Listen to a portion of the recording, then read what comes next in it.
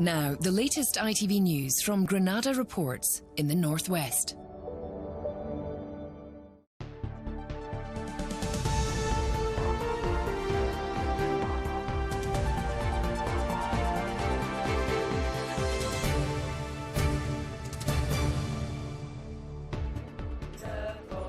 Good evening and welcome to County Hall in Preston. It's been a day of adjournments and delays and legal arguments and people protesting, and yet we are still no nearer to knowing whether fracking is or isn't going to go ahead here in Lancashire. More from me and the protesters and everybody else here in Lancashire in a moment, but let's go to the studio now and Elaine. Thanks, Tony and Preston, and here's what's coming up in the programme tonight. Warnings of a crisis on the front line for the emergency crews trying to help people with mental health issues. The end of an era as a genuine sporting legend calls it a day.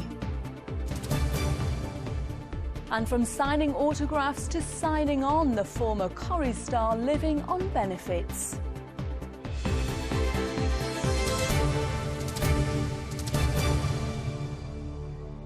So stay with us for the next 30 minutes, but let's go back live to Preston now. And Tony.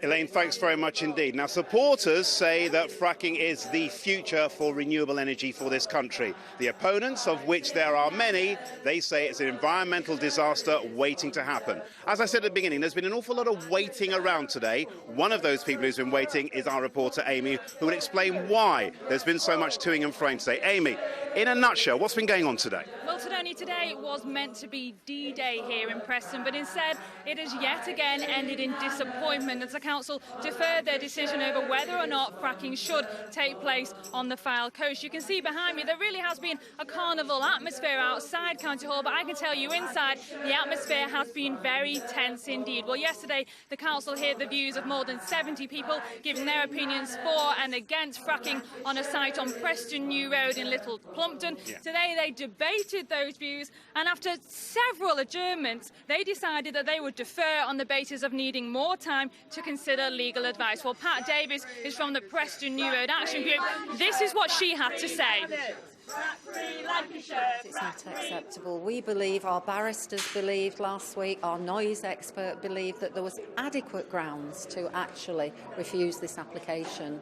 The very fact that the council seems divided in its approach and its judgment on this means that they too have reservations about this. What we need, though, is closure. Free Lancashire, frack-free planet. Well, this isn't just about two fields in Lancashire, Tony. What happens here will have implications across the whole of the UK. But America is somewhere where decisions like this are made in a matter of weeks. Earlier, I spoke to a man who's all for fracking, so much so he's known as the frack master. This is what he had to say. We've spent, years over here building up to this day, and then now the council, which are politicians, have kicked the can down the road all day long, and I think they're looking for excuses to back up their decision.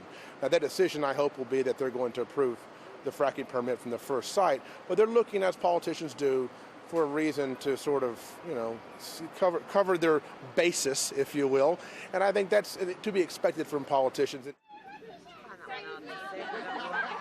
So that's the frack master. Okay, so, Amy, what happens next?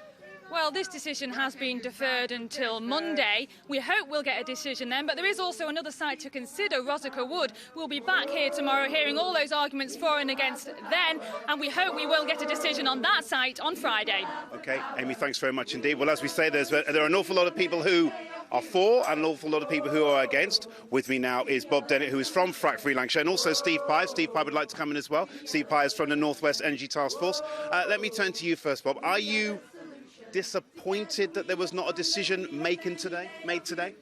Obviously, I'm disappointed that there was no decision made today. As Amy's just said, we thought this was going to be D-Day. The people in Lancashire have been suffering a lot of stress, particularly those that live closest to the site. Pat, that you just heard, Pat Davis, she suffers ill health, and this has taken a significant toll on her health. OK, we've only got 3 or 4 more days, but we should have had a decision today. These planning applications have been bouncing backwards and forwards now for in excess of 12 months. It's time a decision was made, and it's time that the councillors in Lancashire on the Development Committee made a decision. Let me just interrupt you, Bob. When you hear the Prime Minister and various other people say that this is only going to bring financial benefits to the people of Lancashire, why are you so against that idea? Well, we've already seen evidence from the USA that the oil and gas industry don't like parting with their money. They promised that there would be £100,000 benefit for each fracked well to the community. Well, they've redefined, under the Infrastructure Act, they redefined the definition of fracking. So we can only assume from that future planning applications will say that they're not going to frack because they're going to use less water. Let me just bring Steve Pye in a moment there, Steve. Steve, what are your thoughts about the decision today, or the lack of a decision today? I'm proud to say we've got a democratic country and we follow a legal process. So until that legal process is ended, we follow the democratic process for a decision at the end, rightly or wrongly, we've got to abide by that. But you would like a decision where fracking goes ahead, I am guessing. In front of all these people right behind me, you're asking me the question. I have to ask you that question because you are I the man in do. the suit. I do. I'm guessing that's your answer. I'm supporting safe and responsible shale gas exploration, and at this moment in time, this is exploration. And what benefits do you believe it will bring to the people of Lancashire, which all these people here don't? The benefits: more jobs, third-party supply chains, better training, and we'll just lift the local economy. So, by how much, though? By how much? I'm not an accountant. I'm not a mathematician. But if you want to look at another place that has similar benefits, have a look at Aberdeen and what it's done for Aberdeen. Okay, what do you say to that? What's it done for Aberdeen? We're not talking about conventional gas extraction here. We're talking about fracked gas. We're talking about gas that we don't need because, as Steve just mentioned, we've got Aberdeen. There is plenty of gas offshore to keep this country running for a couple of hundred years, and that is more than sufficient for us to transition over to renewables. We have to stop burning fossil fuels to avoid catastrophic climate change. If there is a decision, just finally, from both of you, a very brief answer, if there is a decision on Monday which goes against you, what happens then? We keep fighting. We keep on fighting. Okay. And Steve, to yourself. Please, guys, please. If you can answer the question, Steve, briefly. If it goes against us, then we just carry on fighting. Okay. From both of you and from everybody here, thank you all very much indeed. From County Hall in Preston, back to you in the studio. Elaine. Thanks very much indeed, Tony, and we'll hear more from Tony later on in